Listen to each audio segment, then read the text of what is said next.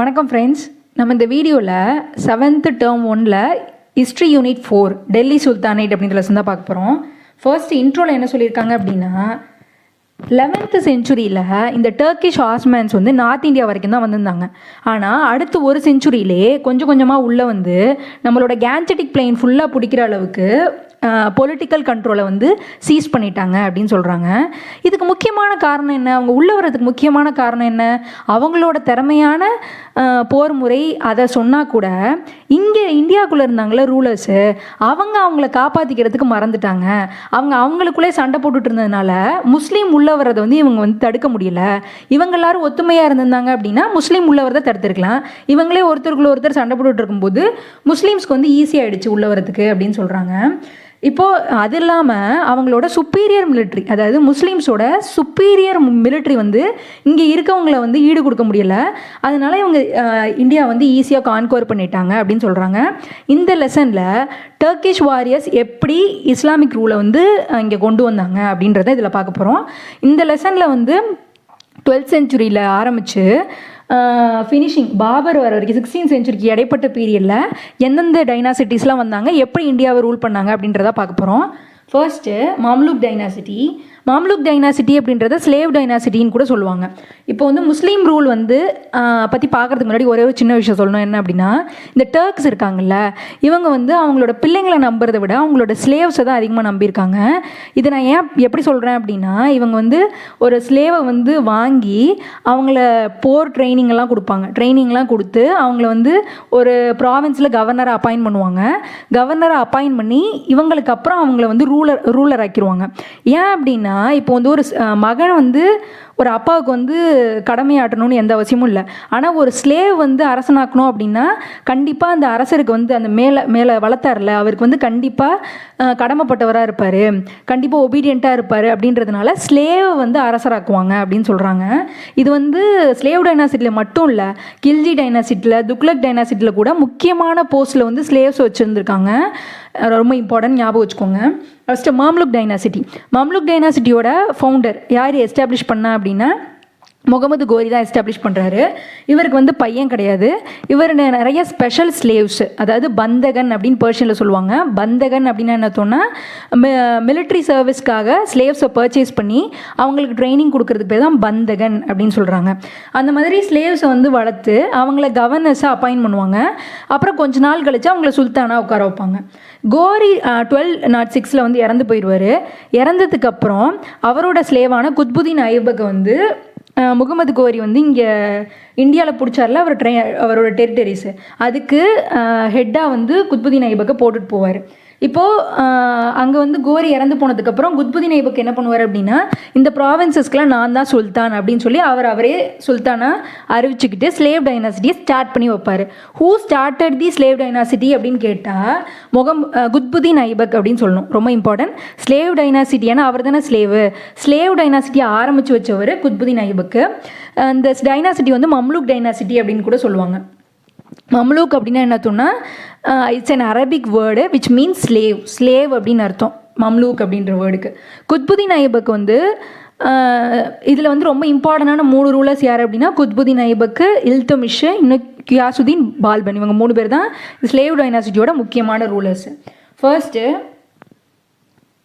குத்புதீன் ஐபக்.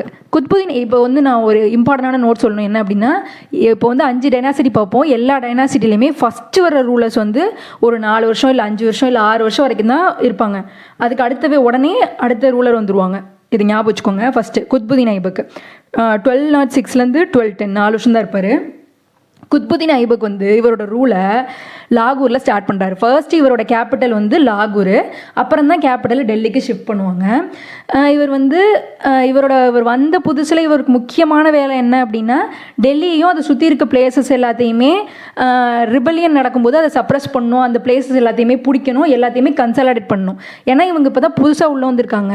சுற்றி இருக்கவங்க கண்டிப்பாக கலகம் பண்ணுவாங்களே, உனக்கு இல்லை நான் ஏன் ரூல் பண்ணணும் அப்படின்னு சொல்லி நிறையா சின்ன சின்ன பிரின்சஸ்லாம் பிரச்சனை பண்ணுவாங்கள்ல, அவங்களெல்லாம் அடக்கி எல்லாத்தையும் சப்ரஸ் பண்ணுறது தான் இவருக்கு முக்கியமான வேலையாக இருந்துச்சு. இவர் வந்து வெஸ்டர்ன் இண்டோ கேஞ்சட்டிக் பிளெயின், அதாவது நார்தன் இந்தியா ஃபுல்லாக இவர் மிலிட்ரி கேம்பெயின் பார்த்துக்கிட்டார். இவர் நேரடியாக போய் அந்த பிளேஸ் எல்லாம் அடக்குனாரு. இதுவே ஈஸ்டர்ன் ரீஜியனுக்கு வந்து பக்தியார் கில்ஜி அப்படின்றவருக்கு அசைன் பண்ணார். ஃபார் எக்ஸாம்பிள் பீகார், பெங்கால் அந்த ரீஜியனுக்குலாம் பக்தியார் கில்ஜி போய் பிடிச்சாரு. நார்த் இந்தியாவில் நம்ம தலைவர் போய் பிடிச்சிருக்காரு குத்புதீன் ஐபக். ஐபக் வந்து குவாதுல் இஸ்லாம் மாஸ்க், அதாவது டெல்லியில் ஒரு புது மாஸ்க் கட்டியிருக்காரு. இதுதான் ஓல்டஸ்ட் மாஸ்க் இன் இந்தியா. ஏன் ஓல்டஸ்ட் மாஸ்க் அப்படின்னா இப்போ தான் முஸ்லீம் உள்ள வந்திருக்காங்க, அப்போ அவங்களுக்கு தான் இந்த மாஸ்க்ன்றது தேவை. ஸோ ஃபஸ்ட்டு மாஸ்க் பில்ட் பண்ணது யார் அப்படின்னா நம்ம குத்புதீன் ஐபக். அது இல்லாமல் இதான் ஓல்டஸ்ட் இன் இந்தியா அப்படின்னு சொல்கிறாங்க. இவர் தான் குதுப் மினாருக்கு ஃபவுண்டேஷன் போட்டிருக்காரு. ரொம்ப இம்பார்ட்டன்ட்டு. குதுப் மினாருக்கு ஃபவுண்டேஷன் போட்டது குத்புதீன் ஐபக்கு. ஆனால் அதை பில்ட் பண்ணி முடிக்கிறது யார் அப்படின்னா இல்துமிஷ் தான் அதை முடிப்பார். இல்துமிஷ் தான் முடிப்பார். ஐபக் வந்து 4 இயர்ஸில் இறந்து போயிடுவார். 1210. அவர் வந்து ஒரு ஹார்ஸில் வந்து போலோ கேம் விளையாடும் போகும்போது அதுலேருந்து தவறி விழுந்து இறந்து போயிடுவார். அடுத்ததாக 2வது வர்றவர் தான் இல்துமிஷ். ஐபக்கோட பையன் ஆரம் ஷா வந்து ரொம்ப இன்கம்பிட்டன்ட், அதாவது நல்ல திறமை வாய்ந்தவனாக இல்லாதனால டர்க்கிஷ் நோபல்ஸ்லாம் இல்துமிஷை வந்து செலக்ட் பண்ணணும் அப்படின்னு நினைப்பாங்க. இப்போது இல்துமிஷ் அப்படின்றவரும் ஒரு ஸ்லேவ் தான். இது ரொம்ப இம்பார்ட்டன்ட். இவரும் ஒரு ஸ்லேவ் தான். இவர் அந்த ஸ்லேவை வந்து அவரோட பொண்ணுக்கு கல்யாணம் பண்ணி வச்சு அவர் வந்து ஒரு ஆர்மி கமாண்டராக வச்சுருப்பாங்க. ஞாபகம் வச்சுக்கோங்க. இவர் வந்து இவர் ஒரு ஸ்லேவு, சன்னில்லா ஆஃப் ஐபக். இவர் வந்து ஒரு மிலிட்ரி கமாண்டராக இருப்பார். இப்போ ஐபக்கோட பையன் வந்து ரொம்ப திறமில்லாதவனாக இருக்கிறதுனால இல்துமிஷை தூக்கிட்டு போயிட்டு கிங்காக எல்லாரும் அனௌன்ஸ் பண்ணிடுவாங்க. இவரோட வேலைங்க என்னவா இருந்துச்சுன்னா அந்த டைமில் நடக்கிற ரிபலியன்லாம் குறைச்சிட்டு இருந்தார். அந்த டைமில் மங்கோல்ஸோட அட்டாக் வந்து அதிகமாக இருந்துச்சு.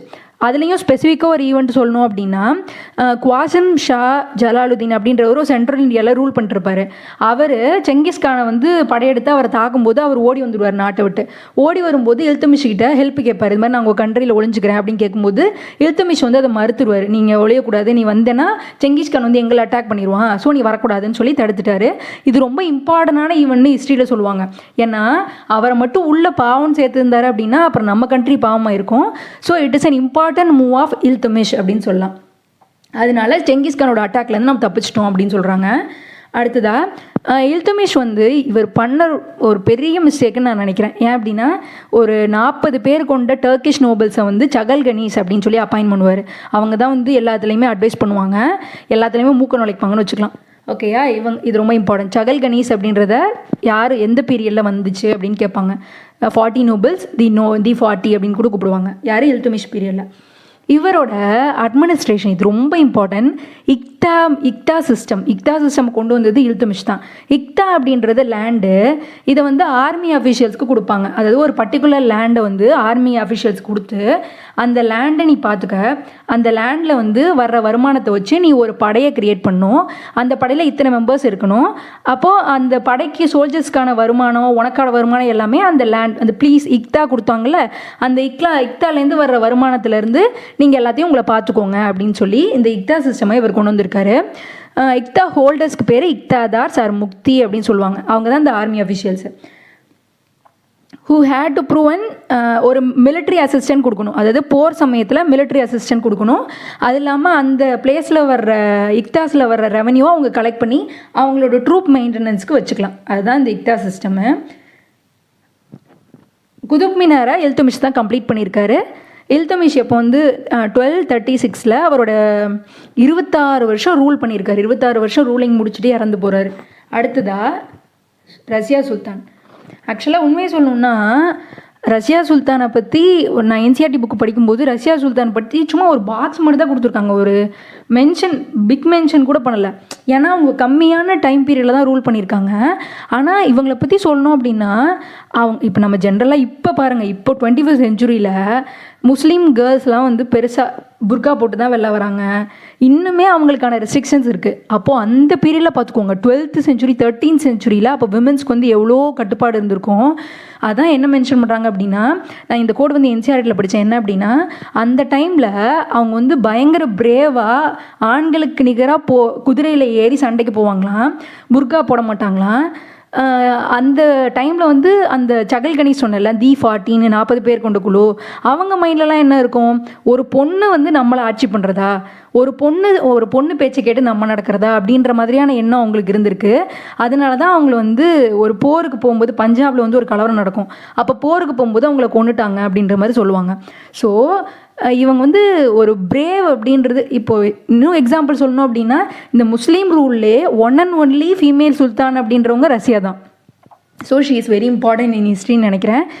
இப்போ சொல்லுவோம் ஃபஸ்ட்டு எங்கள் இல்துமிஷோட பையன் வந்து ருக்ஸுதீன் ஃபிரூஸ் அப்படின்றவர் ரொம்ப கேப்பபிள் இல்லாமல் இருக்கிறதுனால, அவர் கேப்பபிளான அவரோட பையன் இறந்து போனதுனால இல்துமிஷ் வந்து ரஷ்யாவை வந்து சுல்தானாக அனௌன்ஸ் பண்ணுறாங்க.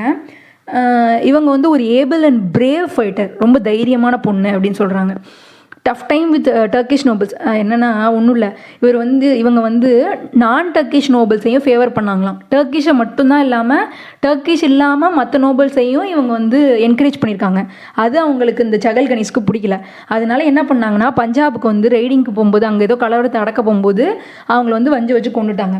அது இல்லாமல் முக்கியமான ஒரு ரீசன் என்ன அப்படின்னா, அவங்க குதிரை படை தலைவராக ஒரு எத்தியோப்பியனா வந்து நியமிச்சிருக்காங்க. அவர் பேர் ஜலாலுதீன் யாக்குத்.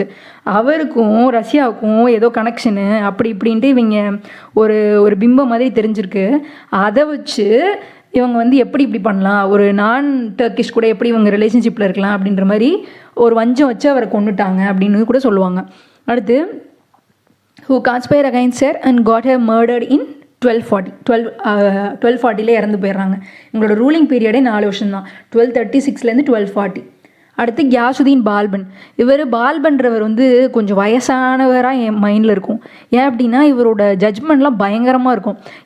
ஃபஸ்ட்டு இவர் பண்ணுற முக்கியமான எனக்கு ரொம்ப பிடிச்ச விஷயம் என்னென்னா, இந்த சகல்கனிஸை தூக்கிடுவார். D40 ஒரு 40 பேர் கொண்ட குழு இருந்துச்சுல, இந்த டர்க்கிஷ் நோபல்ஸு, அதை ஃபஸ்ட்டு அபாலிஷ் பண்ணுவார் உடனே. ஏன்னா அவங்க தான் ஃபஸ்ட்டு கலகத்துக்கு காரணம், இந்த ஆட்சி மாறுறதுக்கு காரணமே இவங்க தானே. ஸோ அவங்கள ஃபஸ்ட்டு முடிச்சு விட்ருவார். அடுத்ததாக ரெண்டாவது இவர் முக்கியமாக பண்ணுறது என்ன அப்படின்னா, ஸ்பை சிஸ்டம் ஏன் கொண்டு வர்றாரு அப்படின்னா, எங்கெங்கெல்லாம் கலகம் நடக்குது, யாரெல்லாம் பிரச்சனை பண்ணுறா, தூக்கு போடு அப்படின்னு சொல்லி பிரச்சனையே அதாவது பிரச்சனை பண்ணணுன்ற தைரியமே யாருக்கும் வரக்கூடாதுன்ற அளவுக்கு வச்சுருப்பாரு. அதே மாதிரி இப்போ வந்து அவரோட ஆட்சியை வந்து ஏற்றுக்க மாட்டோம், இல்லை அதுக்கு எதிராக கலகம் பண்ணுவோம் அப்படின்றவங்களெல்லாம் பிடிச்சி பயங்கரமாக பனிஷ்மெண்ட் கொடுத்தாரு. அடுத்ததாக இது ரொம்ப இம்பார்ட்டன்ட், துக்ரில் கான் அப்படின்றது யாருன்னா இவரோட ஸ்லேவ். இவருக்கு ரொம்ப பிடிச்ச ஸ்லேவான். பால்பனுக்கு ரொம்ப பிடிச்ச ஸ்லேவுன்றதுனால அவரை கொண்டு போய் பெங்கால் கவர்னராக உட்கார வைப்பாங்க. ஆனால் அவர் அங்கே போய் உட்காந்துக்கிட்டு நேராக பால்பனுக்கு எதிராகவே புரட்சி பண்ண ஆரம்பிச்சிடுவார்.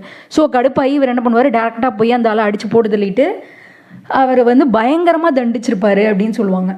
அடுத்து இதான் சொல்கிறாங்க, அவரோட எனிமீஸை வந்து ரொம்ப ரூத்லெஸ்ஸாக அட்டாக் பண்ணுவார், அதாவது ஒரு இறக்கமே காட்ட மாட்டார் அப்படின்னு சொல்லுவாங்க.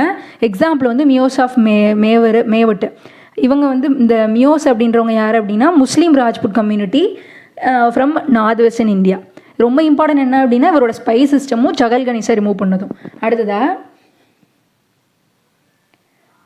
இது ரொம்ப இம்பார்ட்டண்டான மூவ் என்ன அப்படின்னா, மங்கோல்ஸ் கூட ஒரு ஃப்ரெண்ட்லி ரிலேஷன்ஷிப் மெயின்டைன் பண்ணணும்னு நினச்சிருக்காரு. அதுக்கு எக்ஸாம்பிள் என்ன அப்படின்னா, அதாவது மங்கோல் வைஸ்ராய் ஈரானோட மங்கோல் வைஸ்ராய், அது இல்லாமல் ஜெங்கிஸ்கானோட பேரன் இவர் யார், குலகு கான் அப்படின்றவர் கூட இவர் ஒரு அக்ரிமெண்ட் போட்டிருக்காரு. என்ன அப்படின்னா, சட்லஜ் ரிவரை தாண்டி நீயும் வரக்கூடாது, நானும் வரக்கூடாது அப்படின்னு சொல்லி ஒரு அக்ரிமெண்ட் போட்டிருக்காரு. ஸோ அதனால் அவர் பீரியடில் வந்து மங்கோல்ஸோட அட்டாக் வந்து பெருசாக இல்லை அப்படின்னு சொல்கிறாங்க.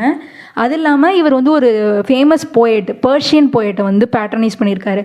யார், அமீர் குஸ்ரு. ரொம்ப important, Amir Khusrau related to Balban. ஓகேயா, பால்பன் வந்து 1287 இறந்து போயிட்டார். அவரோட பையன் கைகுபாத் வந்து ரொம்ப பெரிய வீரதீரன் கிடையாது, அவர் ஒரு சொங்கி மாதிரி. ஸோ 1290 வந்து மாலிக் ஜலாலுதீன் கில்ஜி அப்படின்றவர் இந்த கைகுபாத்தை வந்து சும்மா பேரளவில் கிங்காக வச்சுக்கிட்டு இவர் வந்து அசிஸ்டன்ட் கிங்காக வந்து உட்கார்றாரு. கொஞ்ச நாளுக்கு அப்புறம் அவரையும் கைகுபாத்தையும் போட்டு தள்ளிட்டு ஜலாலுதீன் கில்ஜி டைனாசிட்டியாக ஆரம்பிச்சு வைக்கிறாரு. ஓகே, கில்ஜி டைனாசிட்டியோட ஃபவுண்டர் ஜலாலுதீன் கில்ஜி. இவர் நிறைய மிலிட்ரி எக்ஸ்பெடிஷன் பண்ணியிருக்காரு, அதாவது படையெடுப்புகள்லாம் நடத்தியிருக்காரு. அதில் யார் தலைமை ஏற்று அந்த படையெல்லாம் நிர்வகிப்பா அப்படின்னா, காராவோட கவர்னர் அலாவுதீன் அப்படின்றவர் தான் இந்த படையெல்லாத்தையும் தலைமை தாங்கிட்டு போயிட்டு போய் சண்டை போட்டு ஜெயிச்சுட்டு வருவார். இந்த அலாவுதீன் யார் அப்படின்னா ஜலாலுதீன் இருக்கார்ல, அவரோட மருமகன் அப்படின்னு சொல்கிறாங்க, நெஃப்யூ அப்படின்னு சொல்கிறாங்க. ரொம்ப முக்கியமான படையெடுப்பு என்ன அப்படின்னா டெக்கன் கிங் தேவகிரியில் படையெடுப்பு நடத்தினது தான் ரொம்ப முக்கியமான படையெடுப்புன்னு சொல்கிறாங்க. ஏன் அப்படின்னு சொல்கிறதுக்கு முன்னாடி இன்னொரு முக்கியமான பாயிண்ட் சொல்லிடுறேன். என்ன அப்படின்னா கில்ஜிஸ் துக்ளக்ஸ் 2 பேர் இருக்காங்கல்ல, இவங்க வந்து பொசுக்குன்னு சவுத்தில் போய் படையெடுத்துட்டு போவாங்க. அவங்களோட முக்கியமான நோக்கம் என்ன அப்படின்னா அங்கே இருக்கிற செல்வத்தை எல்லாத்தையும் எடுத்துகிட்டு வந்து டெல்லியில் ஒரு பெரிய ஒரு சிட்டி கிரியேட் பண்ணுன்றதான். அதாவது அங்கேருந்து எல்லாத்தையும் எடுத்துகிட்டு வந்து நாங்கள் வச்சுக்கிட்டு நாங்கள் நல்லா அட்மினிஸ்ட்ரேஷன் பண்ணிக்குவோம் அப்படின்றத அவங்களோட மைண்ட் செட். நல்லா ஞாபகம் வச்சுக்கோங்க. துக்ளக் அண்ட் கில்ஜிஸோட முக்கியமான எக்ஸ்பெடிஷனுக்கான காரணம் வந்து பிளண்டரிங், கொள்ளடிக்கணும் தான். ஓகேயா? இப்போ போவோம். தேவகிரியில் வந்து ராமச்சந்திரா கிங், யாதவா கிங் ராமச்சந்திரா அப்படின்றவர் ரூல் பண்ணிருப்பாரு. அங்கே போய் அங்கே சிட்டியை வந்து ஃபுல்லாக கொள்ளடிச்சிட்டு பெரிய செல்வத்தோட அலாவுதீன் திரும்பி வருவார். திரும்பி வந்தோடனே ஜலாலுதீனை போட்டு தள்ளிட்டு இங்கே இருக்கிற நோபல்ஸ்க்கெல்லாம் கொஞ்சம் காசு கொடுத்து, அஃபிஷியல்ஸ்க்கெலாம் காசு கொடுத்து எல்லாரும் சரி கட்டி அலாவுதீன் கில்ஜி சீட்டுக்கு வந்துடுவார். ஸோ அடுத்ததாக வர்ற முக்கியமான கிங் யார் அப்படின்னா அலாவுதீன் கில்ஜி. இவர் என்ன பண்ணார், அவங்க மாமாவை போட்டு தள்ளிட்டு கொண்டு வந்த பணத்தெல்லாம் கொஞ்சம் வச்சு சரி கட்டிட்டு ஒரு கிங்டம் வந்து கிரியேட் பண்ணிட்டாரு. அலாவுதீன் கில்ஜி கன்சாலிடேட் தி டெல்லி சுல்தான். உண்மையாக சொல்லணும் அப்படின்னா டெல்லி சுல்தானாட்ட கொஞ்சம் பெருசாக்குனது, அதாவது இவர் கட்டுப்பாட்டு கீழே வச்சிருந்தது அலாவுதீன் கில்ஜி தான் அப்படின்னு சொல்லணும். The range of his conquest is impressive. இவர் வந்து அடக்குமுறை வந்து ரொம்ப இன்ட்ரெஸ்டிங்காக ரொம்ப இம்ப்ரெசிவாக இருந்துச்சு அப்படின்னு சொல்கிறாங்க. இன் பஞ்சாப்லேயும் ராஜஸ்தான், குஜராத் இந்த பிளேஸ்லலாம் போய் சண்டை போட்டிருக்காரு. இவரோட with is northern frontier secures is and is chief lieutenant Malik என்ன சொல்கிறாங்க அப்படின்னா, ஆக்சுவலாக என்ன சொல்லுவாங்க அப்படின்னா கில்ஜி அலாவுதீன் கில்ஜி பீரியட்லேயும் ஏர்லி துக்ளக் முகமது பின் துக்ளக்கோட ஸ்டார்டிங் கொஞ்சம் பீரியட் வரைக்குமே மங்கோல்ஸோட பிரச்சனை இருந்துக்கிட்டே இருந்துச்சு அப்படின்னு சொல்லுவாங்க. இப்போ மங்கோல்ஸ் வந்து அடிக்கடி வந்து அட்டாக் பண்ணுறதுனால டெல்லியில் ஒரு பெரிய படையை எப்போவுமே நிறுத்தி வச்சுருக்கிறது எப்போவுமே அவசியமாக இருந்திருக்கு.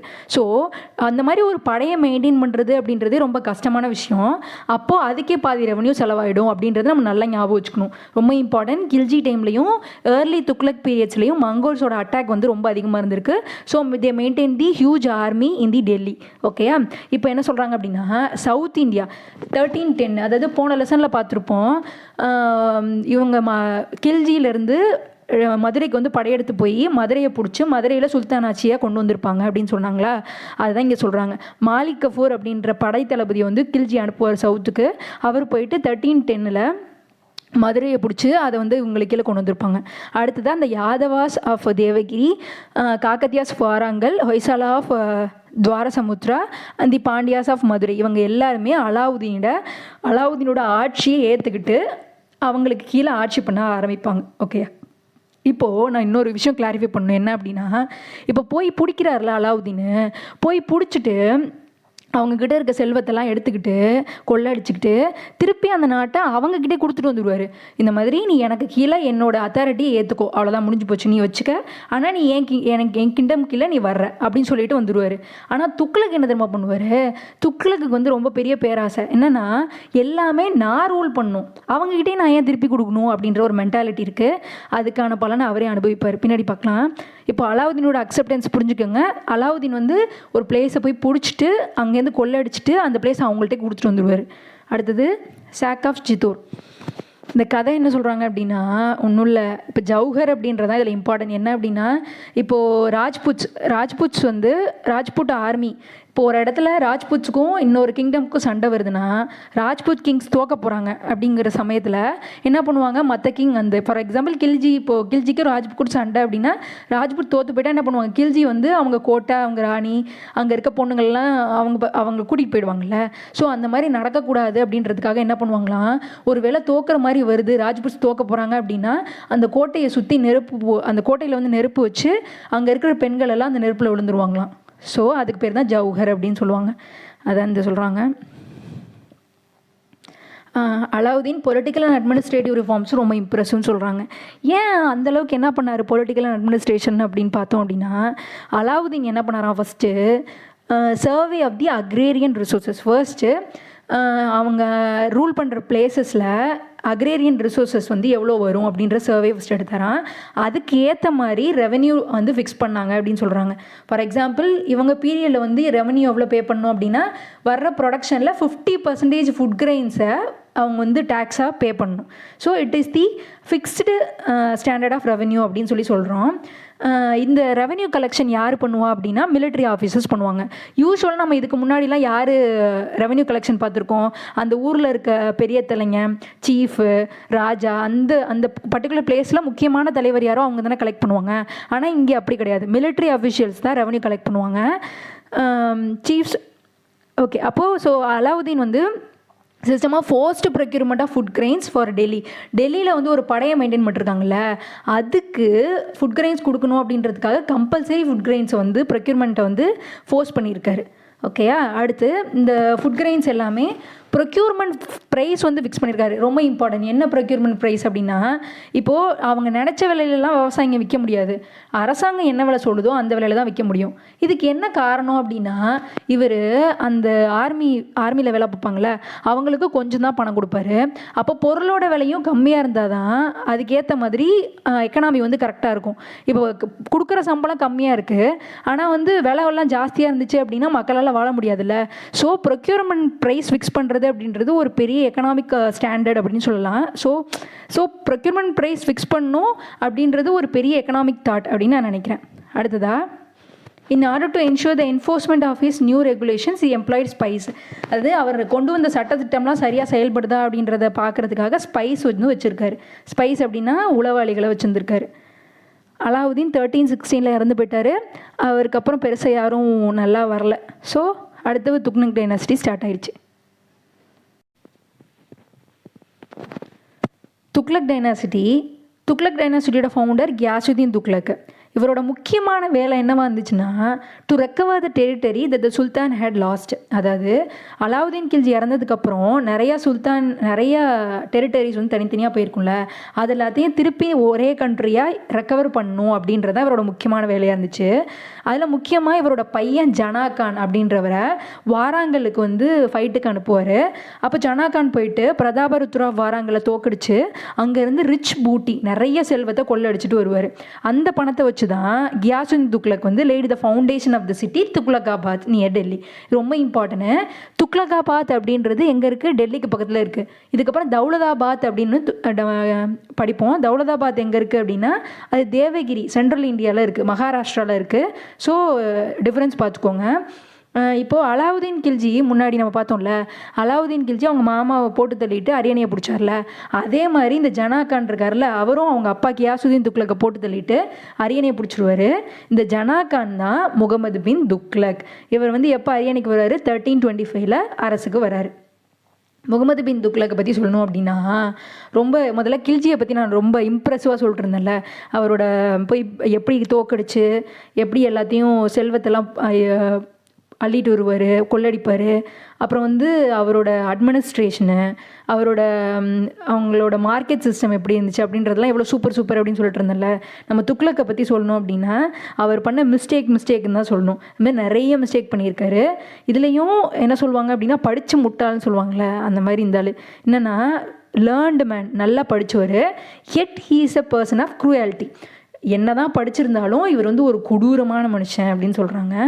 அலாவுதீன் என்ன பண்ணுவார்? முன்னாடியே சொன்னேன், ஒரு பிளேஸை பிடிப்பார், அங்கேருந்து கொள்ளடிப்பார், திருப்பி அதே பிளேஸை அந்த பழைய கிங்டே கொடுத்துட்டு வந்துடுவார்.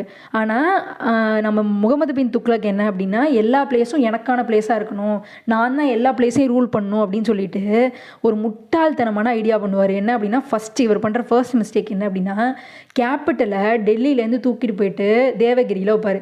தேவகிரி எங்கே இருக்குது அப்படின்னா மேப்பில் பின்னாடி மேப் இருக்கும், அதில் பார்த்துக்கோங்க. தேவகிரி வந்து மகாராஷ்டிரா டிஸ்ட்ரிக்டில் இருக்கும். அதாவது சென்டரில் இருந்தால் தான் எல்லா பிளேஸையும் கண்ட்ரோல் பண்ண முடியும் அப்படின்னு மனசில் நினச்சிக்கிட்டு கேபிட்டலில் தூக்கிட்டு வந்து தேவகிரியில் மாற்றிடுவார். தேவகிரிக்கு வந்து தௌலதாபாத் அப்படின்னு பேரை மாற்றிடுவார். இப்போது அவர் மட்டும் வந்திருந்தால் பரவாயில்ல, அங்கே இருக்க பீப்புள்ஸு, கேட்டில்ஸு, அங்கே இருக்க அஃபீஷியல்ஸ் எல்லாத்தையும் எடுத்துகிட்டு வந்து தேவகிரிக்கு கொண்டு வந்துடுவார். திருப்பி கொஞ்ச நாளுக்கு அப்புறம் இவருக்கு அப்புறம் தான் புரியும், ஐயோ ரொம்ப பெரிய தப்பு பண்ணிட்டோம், கேபிட்டலை மாற்றினது ரொம்ப தப்பு அப்படின்னு சொல்லிட்டு திருப்பி டெல்லிக்கே எல்லாத்தையும் ஷிஃப்ட் பண்ண சொல்லுவார். உண்மையிலே இது வந்து இவர் பீரியடில் வந்து ரொம்ப பெரிய மிஸ்டேக் அப்படின்னு சொல்லுவாங்க. இவர் பீரியடில் இருந்த ட்ராவலர் யார்? மொராக்கோ ட்ராவலர் இபின் பட்டுடா அப்படின்றவர் தான் இவர் கூட இருந்தவர். இவர் என்ன மென்ஷன் பண்ணியிருக்காரு அப்படின்னா, இவங்க சுல்தானும் அவங்கள சேர்ந்த பீப்புள்ஸும் திருப்பி டெல்லிக்கு போகணும்னு முடிவெடுத்தாங்கல்ல, அப்போ திருப்பி போகும்போது டெல்லி வந்து எம்டியாக இருந்துச்சு, அபண்டண்டாக இருந்துச்சு, அங்கே யாருமே இல்லை, ரொம்ப கம்மியான மக்கள் தான் வசிச்சுட்டு இருந்தாங்க, யாரையுமே விட்டு வைக்கல அவர், எல்லாரையுமே ஒரு ஆடு மாடு முதற்கொண்டு எல்லாருமே வரணும் அப்படின்னு சொல்லி கட்டாயமாக தேவகிரிக்கு மாற்றிட்டாரு அப்படின்னு சொல்லி மென்ஷன் பண்ணியிருக்காங்க. அதான் சொல்கிறாங்க, எல்லாத்தையுமே ஷிஃப்ட் பண்ணார், ஆடு மாடு கூட ஷிஃப்ட் பண்ணியிருக்காரு அப்படின்னு சொல்கிறாங்க. இப்போது துக்ளக் வந்து அலாவுதீனோட ரெவென்யூ சிஸ்டமை அப்படியே மாற்றிட்டார். என்ன அப்படின்னா, இப்போ ரெவென்யூ வந்து முன்னாடி வந்து விளையிற விளைச்சலில் 50% வந்து டேக்ஸாக கட்டிகிட்டு இருப்பாங்க, கிரெயினாக. ஆனால் நம்மளால் பண்ண ரெண்டாவது மிஸ்டேக் என்ன அப்படின்னா, நீங்கள் வந்து கிரெயினாலாம் டேக்ஸ் கட்டக்கூடாது, காசாக கட்டணும் அப்படின்னு சொல்லிட்டாரு. இப்போது காசாக கட்டுறதுல என்ன பிரச்சனை அப்படின்னா, இப்போ காசாக கட்டுறதுக்கு முதல்ல காசு இருக்கணும்ல, பணம் அப்படின்றது இருக்கணும்ல. இப்போ பணம் அப்படின்றது அந்த டைமில் கோல்டு சில்வர் காயின் தான் அந்த டைமில் காயின் சர்க்குலேஷனில் இருந்துச்சு. ஃபார் எக்ஸாம்பிள், இப்போ வந்து நம்ம வந்து எக்கனாமியில் எவ்வளோ மணி இருக்குது அப்படின்றத பேஸ் பண்ணி தான் நம்ம டேக்ஸ் வாங்க முடியும். அதே மாதிரி இப்போ முதல்ல கிரெயினாக வாங்கும்போது பணம் அப்படின்ற அவசியம் இல்லாமல் போச்சு. இப்போ இவர் என்ன சொல்லிட்டாரு, நீங்கள் கிரெயினாக கொடுக்கக்கூடாது, டேக்ஸு பணமாக கொடுக்கணும் அப்படின்னு சொல்லிட்டாரா. இப்போ அதுக்காக என்ன பண்ணுவார்னு பாருங்களேன். இப்போது காயின்ஸ் மின் பண்ணும், இப்போ நிறைய காயின்ஸ் இருந்தால் தானே பணமாக கொடுக்க முடியும். அப்போது காயின் மின் பண்ணுறதுக்கு சில்வரோ கோல்டோ போதுமான அளவுக்கு இல்லை. அதனால என்ன பண்ணிட்டார் தலைவர், காப்பர் டோக்கன் கரன்சி வந்து இன்ட்ரடியூஸ் பண்ணுறாரு. இதுதான் இவர் பண்ண ரெண்டாவது மிஸ்டேக்கு, காப்பர் டோக்கன் கரன்சி. இப்போ நான் ஒரு எக்ஸாம்பிள் சொல்கிறேன். இப்போ அட் ப்ரெசென்ட்டில் கள்ள நோட் அடிக்கிறாங்களா, கள்ள நோட் அடிக்கிறது வந்து ரொம்ப ஈஸியான வேலை. ஏன் அப்படின்னா, ஜஸ்ட்டு ஒரு பேப்பரில் பிரிண்ட் பண்ண போகிறாங்க, அதான் கள்ள நோட்டு. இப்போது இதுவே அந்த காலத்தில் மணி அப்படின்றது வந்து கோல்டு அண்ட் சில்வராக இருக்கும்போது எல்லாராலையும் கோல்டு அண்ட் சில்வர் அதை வந்து ஃபியட் கரன்சியாக, அதாவது கள்ள நோட்டாக அடிக்க முடியாது. அதுவே காப்பர் கரன்சி அப்படின்னா செம்பு அப்படின்றது ஈஸியாக கிடைக்கக்கூடிய மெட்டல், அதை வச்சு ஈஸியாக எல்லோரும் கள்ள பணம் அடிச்சிருவாங்களா. அதனால் ரெவன்யூ சிஸ்டமே கொலாப்ஸ் ஆகிடுச்சு. ட்ரேட் பண்ண வந்தவங்க வந்து காப்பர் கரன்சி கொடுத்தா யாராவது ட்ரேட் பண்ணுறவங்க வாங்கிப்பாங்களா? தங்கமும் வெள்ளியுமா கொடுத்தா தான் ட்ரேட் பண்ணவங்க வாங்கிப்பாங்க. பொருளை வாங்கிட்டு நான் அவங்ககிட்டேருந்து பொருளை வாங்கிட்டு செப்பு நாணயமாக கொடுத்தேன்னா அவங்க எப்படி வாங்கிப்பாங்க? ஸோ யாருமே ட்ரேட் பண்ணுறதுக்கு முன் வரல. அதனால இவர் என்ன பண்ணிட்டாரு, நிறைய கள்ளப்பணம் வந்ததுனால டோக்கன் கரன்சியை திருப்பி வித்ரா பண்ணிவிட்டு திருப்பி கோல்டு அண்ட் சில்வர் காயினாகவே திருப்பி கொடுக்குறாரு. இப்போ கோல்டு அண்ட் சில்வர் காயினாக அடிக்கணும்னா அதுக்கு கோல்டு சில்வரும் வேணும்ல. அப்போ கஜானாவில் இருக்கிற கோல்டு சில்வர் எல்லாமே காலி ஆயிடுச்சு. So the state to become bankrupt. ரொம்ப பெரிய மோசமான டெசிஷன் எடுத்துட்டாரு. அடுத்ததாக இப்போ இதை சரி கட்டி ஆகணுமா, இப்போ வந்து கஜானாவில் இருக்க பணம்லாம் தீர்ந்து போச்சு. இப்போ அதை சரி கட்டணுன்னா என்ன பண்ணணும், டேக்ஸ் வந்து இன்க்ரீஸ் பண்ணணும். இது அடுத்து இவர் பண்ண மூணாவது மிஸ்டேக். டேக்ஸை இன்க்ரீஸ் பண்ணாரா தோவாப் ரீஜியனில். தோவாப் எப்படின்னா நல்லா ஞாபகம் வச்சுக்கோங்க, கங்காவுக்கும் மேப்பில் பாருங்கள், கங்காவுக்கும் யமுனாவுக்கும் இடைப்பட்ட ரீஜியன் இருக்குல்ல, அந்த ரீஜியனை தான் நம்ம தோவாப் ரீஜியன் அப்படின்னு சொல்லுவோம். அங்கே தான் வந்து விளைச்சல் அதிகமாக இருக்கும். ஸோ அவங்கக்கிட்ட தான் நிறைய டேக்ஸ் வாங்க முடியும் அப்படின்னு நினச்சிக்கிட்டு அந்த ரீஜியனில் வந்து நிறைய டேக்ஸை இன்க்ரீஸ் பண்ணிட்டாரு. இதனால் விவசாயிங்கள்லாம் கடுப்பாயிட்டாங்க, என்ன இந்த ஆள் டேக்ஸ் இன்க்ரீஸ் பண்ணிட்டே போயிட்டுருக்காரு அப்படின்னு சொல்லி ரொம்ப பெருசாக புரட்சி பண்ணாங்க, ரிவோல்ட் பண்ணாங்க. அந்த ரிவோல்ட்டையும் இந்த ஆள் அடித்து ரொம்ப குரூவலாக அதை வந்து இது பண்ணியிருக்காரு, அடக்கியிருக்காரு. ஸோ அதனால இந்த பெசன்ஸ்லாம் கடுப்பாகி நாங்கள் வந்து இனிமேல் விவசாயம் பண்ண மாட்டோம் அப்படின்னு சொல்லி விவசாயத்தையே ஸ்டாப் பண்ணிட்டாங்க. விவசாயத்தை ஸ்டாப் பண்ணதுனா என்னாகும், ஃபெமைன், பஞ்சம் வந்துருச்சு இவர் பீரியடில். அடுத்ததாக இவர் 25 வருஷம் ரூல் பண்ணியிருக்காரு. ரொம்ப பெரிய லாங் டியூரேஷன் அப்படின்னு சொன்னால் கூட நிறைய ப்ராவின்சஸில் கவர்னர்ஸ் எல்லாருமே ரிவோல்ட் பண்ணியிருக்காங்க இவருக்காக. கவர்னர்ஸ் ஆஃப் ஹவாத், முல்தான், சிந்து, இந்த பிளேஸ்லலாம் இவருக்கு அகைன்ஸ்டாக ரிவோல்ட் நடந்திருக்கு அப்படின்னு சொல்கிறாங்க. சவுத்தில் சொல்ல போனோம் அப்படின்னா நிறைய ஸ்டேட்ஸ் வந்து இவருக்கு எதிராக வந்து ரைஸ் ஆனாங்க.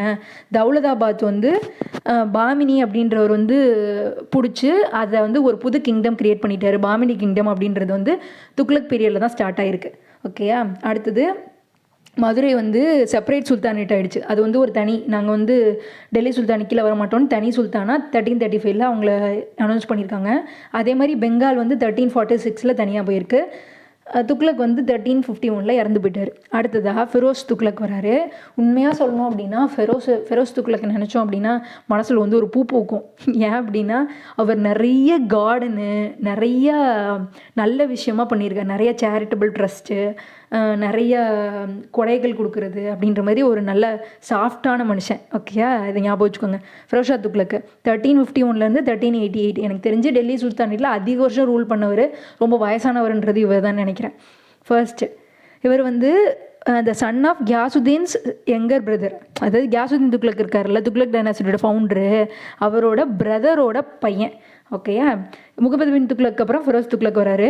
இவர் வந்து ரிவோல்ட்டெல்லாம் அடக்கணும்னு நினைக்கல. யாராவது புரட்சி பண்ணுறீங்களோ, யாராவது தனியாக போகணுன்னு நினைக்கிறீங்களோ போ, எவனையும் நான் சேர்க்க மாட்டேன், நான் திருப்பி கையை விட்டு போனதை பிடிக்கவும் மாட்டேன் அப்படின்னு சொல்லி ஒரு பீஸ்ஃபுல்லான மனுஷன். எவ்வளோ பீஸ்ஃபுல் அப்படின்னா, பாமினி பிரின்ஸ் வந்து இவருக்கு நோட்டீஸ் அனுப்பியிருக்காரு. ஏன் இங்கே கொஞ்சம் வந்து பாருங்க, ஏன் இங்கே கலவரம் பண்ணுறாங்க, ஏன் வாங்க ஏன்னு கூப்பிடும்போது கூட அதெல்லாம் பண்ணா பண்ணிட்டு போட்டு என்னால் வர முடியாது அப்படின்னு சொல்லிட்டு எதுலேயுமே இவர் தலையிட மாட்டார். இவர் என்ன பண்ணுவார் அப்படின்னா, ஃபெரோஸ் ரிவார்டட் சூஃபீஸ், அதாவது அவங்க ரிலீஜியஸ் லீடர்ஸை வந்து அவங்கள பேட்டர்னைஸ் பண்ணி அவங்க சொல்கிற அட்வைஸ் படி எல்லாமே நடந்திருக்காரு. Create charities to aid poor Muslims. என்ன சொல்கிறாங்க அப்படின்னா, புவர் முஸ்லீம்ஸை வந்து பாதுகாக்கிறதுக்கு நிறையா சேரிட்டிஸு, நிறைய காலேஜ் கட்டியிருக்காரு, மாஸ்க் கட்டியிருக்காரு, ஹாஸ்பிட்டல் கட்டியிருக்காரு, நிறைய ஹியூமனிடேரியன் மெஷர்ஸ் வந்து ஃபாலோ பண்ணியிருக்காரு. ரொம்ப இம்பார்ட்டன்ட், ரொம்ப ஒரு பீஸ்ஃபுல்லான ஒரு மனுஷன். அது இல்லாமல் முஸ்லீம் லாவில் இல்லாத எந்த ஒரு வரியையும் இவர் விதிக்கிறது கிடையாது. முஸ்லீம் லாவில் எப்படி சொல்லியிருக்காங்களோ அதுக்கேற்ற மாதிரி தான் இவர் ரூல் பண்ணியிருக்காரு. அக்ரிகல்ச்சர் ப்ரொமோட் பண்ணும் அப்படின்றதுக்காக நம்ம விவசாயிங்க இருக்காங்களா, அவங்க மேலே இருக்க கடன்லாம் தள்ளுபடி பண்ணியிருக்காரு. நிறைய இரிகேஷன் ஃபெசிலிட்டி மெயின்டைன் பண்ணியிருக்காரு, நிறைய நீர்ப்பாசன வசதியெலாம் செஞ்சு கொடுத்துருக்காரு, நல்லா இருங்கன்ட்டு. அதே மாதிரி 1200 நியூ கார்டன்ஸ் வந்து கிரியேட் பண்ணியிருக்காரு. ஏற்கனவே அலாவுதீன் கில்ஜி பீரியடில் இருந்த 30 கார்டன்ஸ் வந்து ரீஸ்டோர் பண்ணியிருக்காரு. இவர் நிறைய டவுன்ஸ் பில்ட் பண்ணியிருக்காரு. ஃபெரோஸாபாத், ஜான்பூர், இசான், ஃபிரோஷ்பூர் ரொம்ப இம்பார்ட்டன்ட். இதெல்லாம் யார் பீரியடில் வந்துச்சு அப்படின்னு கேட்குறதுக்கு வாய்ப்பு இருக்குது. ஃபெரோஸ் துக்ளக் நல்லா ஞாபகம் வச்சுக்கோங்க. கார்டன் அப்படின்னு வந்தாலே ஃபெரோஸ் துக்ளக் தான். அதேமாதிரி நல்ல விஷயம் பண்ணாங்க அப்படின்னாலும் ஃபெரோஸ் துக்ளக் தான். அடுத்து இவர் நல்லபடியாக சுல்தானை வந்து ஆர்கனைஸ் பண்ணார், நல்லபடியாக நடத்திட்டு இருந்தார். அப்படி இருந்தாலும் கூட இவரோட கடைசி காலம் வந்து ரொம்ப சந்தோஷம் இல்லாமல் இருந்துச்சான். ஏன் அப்படின்னா, இவரோட பையன் முகமது கான் அப்படின்றவர் ஃபெரோஸ்க்கு எதிராகவே ரிவோல்ட் பண்ணியிருக்காரு. இந்த சோகம் தாங்காமையே அவர் ரொம்ப சின்ன வயசு 83 வயசில் இறந்து போயிட்டார் 1388. அடுத்ததாக தைமூர் இன்வேஷன். இது ரொம்ப இம்பார்ட்டன்ட். என்ன அப்படின்னா, தைமூர் இன்வேஷனை பொறுத்த வரைக்கும், தைமூர் இன்வேஷன் எந்த வருஷம் 1398 அந்த செஞ்சுரியை முடிய போகிற டைமில் 1398 எந்த பிளேஸ் அட்டாக் பண்ணியிருக்காரு? டெல்லி அண்ட் பஞ்சாப். டெல்லி அண்ட் பஞ்சாப் அப்படின்றது 2 பிளேஸ்லையும் தான் ரொம்ப பெரிய பாதிப்பை ஏற்படுத்தியிருப்பார். தைமூர் அப்படின்றவர் யார்? சாமர்கண்ட் இன் சென்ட்ரல் ஏஷியாவில் சாமர்கண்ட் அப்படின்ற பிளேஸை ரூல் பண்ணவர் தான் இவர் வந்து நார்த் வெஸ்டர்ன் பார்ட் ஆஃப் இந்தியாலையும் கொஞ்சம் பிளேஸை பிடிச்சிருந்துருக்காரு. அப்புறம் கொஞ்சம் அப்படி இந்தியாவை எட்டி பார்த்தா இந்தியாவில் பெருசாக எந்த ரூலருமே கிடையாது இவரை தடுத்து நிறுத்துறதுக்கு. ஸோ இதாண்டா நல்ல சான்ஸ் அப்படின்னு சொல்லி உள்ளே வந்து இந்தியாவுக்குள்ளே வந்து டிசம்பர் 1398 இந்தியாவுக்குள்ளே வராரு. டெல்லியை வந்து கொள்ளடிக்கிறாரு. அது இல்லாமல் பஞ்சாபையும் கொள்ளடிக்கிறாரு. அதுதான் சொல்கிறாங்க. இவர் வந்து நிறைய செல்வத்தை மட்டும் இங்கேருந்து எடுத்துகிட்டு போகல, இங்கேருந்து நிறைய ஆர்டிசன்ஸையும் எடுத்துகிட்டு போயிருக்காரு. ஆர்டிசன்ஸ் அப்படின்னா தச்சு வேலை பார்க்குறவங்க, தங்க வேலை பார்க்குறவங்க, இந்த மாதிரி நிறைய ஆர்டிசன்ஸ்லாம் இருப்பாங்களா, ஆர்ட் ஒர்க் பண்ணுவாங்களே, அவங்களையும் எடுத்துகிட்டு போய் கூட்டிகிட்டு போயிருக்காரு. ஏன் அப்படின்னா, சாமர்கண்டில் அவர் பெரிய மானுமெண்ட் கிரியேட் பண்ணுறதுக்காக எடுத்துகிட்டு போயிருக்காரு. நல்ல மனுஷன், சூப்பர். இப்போ சையத் ரெய்னா சிட்டி என்ன அப்படின்னா, ஒன்றும் இல்லை. இப்போ தைமூர் அட்டாக் பண்ண வந்தார்ல, அந்த அட்டாக் பண்ண வந்த சமயத்தில் அவர் வந்து திருப்பி போகையில் இங்கே பிடிச்சார்ல அந்த டெரிட்டரிக்கெல்லாம் கவர்னராக ஒருத்தர் அப்பாயின்ட் பண்ணுறாரு. அவர் தான் கிசிர் கான். இவர் தான் சையத் ரெய்னா சிட்டியோட ஃபவுண்டர். புதுசாக ஒரு டைனாசிட்டியை ஃபார்ம் பண்ணுறாரு, சையத் ரெய்னா சிட்டின்னு. இது வந்து 1414 1451 வரைக்கும் தான், கொஞ்ச காலம் தான் இருந்திருக்கு. அலாவுதீன் ஷா 1451 வர்றாரு. இவர் அலாவுதீன் ஷா வந்து அவரே வந்து நான் என்னால் முடியாதுப்பா அப்படி சொல்லிட்டு அலாவுதீன் ஆலம் ஷா அவர் வந்து என்னால் முடியாது அப்படின்னு சொல்லி அவரோட பதவியை திறந்துடுறாரு 1451. அவரே திறந்ததுனால சர் ஹிந்த் அப்படின்ற பிளேஸை ரூல் பண்ண பக்லூல் லோடி அப்படின்றவருக்கு ஒரு ஆப்பர்ச்சுனிட்டி கிடைக்கிது டெல்லி சுல்தான் ஆகிறதுக்கு. அப்படி தான் இவர் வந்து பக்லூல் லோடி வந்து லோடி டைனாசிட்டியை ஃபவுண்ட் பண்ணியிருக்காரு. ஃபஸ்ட்டு லோடி டைனாசிட்டி வந்து 1451 1526 வரைக்கும். இதில் மொத்தம் 3 ரூலர்ஸ் தான். ஃபஸ்ட்டு ஃபவுண்டர் யார்? பக்லூல் லோடி. அடுத்தது சிக்கந்தர் லோடி. தேர்டு வந்து இப்ராஹிம் லோடி. இப்போது பக்லூல் லோடி வந்து 1489 1489 அவரோட ஆட்சி முடிஞ்சிருது. அதுக்கு அடுத்து வர்றவர் தான் சிக்கந்தர் லோடி. சிக்கந்தர் லோடி இவரை பற்றி சொல்லணும் அப்படின்னா was a patron of art and learnings. He founded a city of Agra. இது ரொம்ப இம்பார்ட்டன்ட். என்ன அப்படின்னா who founded the city of Agra அப்படின்னு கேட்பாங்க. Sikandar Lodi is the founder of the city of Agra and made it is capital. அது சிட்டியை ஃபவுண்ட் பண்ணது மட்டும் இல்லாமல் இதுக்கு முன்னாடியெல்லாம் டெல்லி தானே கேபிட்டல் பார்த்தோம், ஆக்ராவை கேபிட்டல் அனௌன்ஸ் பண்ணவர் சிக்கந்தர் லோடி தான். இவர் வந்து 1517 இறந்து போனதுக்கப்புறம் இவரோட பையன் இப்ராஹிம் லோடி வராரு. அவ்வளோதான். இப்ராஹிம் லோடி வந்து பாபர் வந்து சண்டை போட்டு first battle of Panipat 1526 Lodi dynasty and Delhi சுல்தானேட்டை முடிச்சு வச்சுட்டு முகல் வந்து ஆரம்பிக்கிறாங்க. இதோட டெல்லி சுல்தானேட் முடிஞ்சு போச்சு. அடுத்ததாக நம்ம முகல் டைனாசிட்டியில் பார்க்கலாம். ஓகே ஃப்ரெண்ட்ஸ், வீடியோ யூஸ்ஃபுல்லாக இருந்திருக்குன்னு நினைக்கிறேன். தேங்க்யூ ஃபார் வாட்சிங். தேங்க்யூ.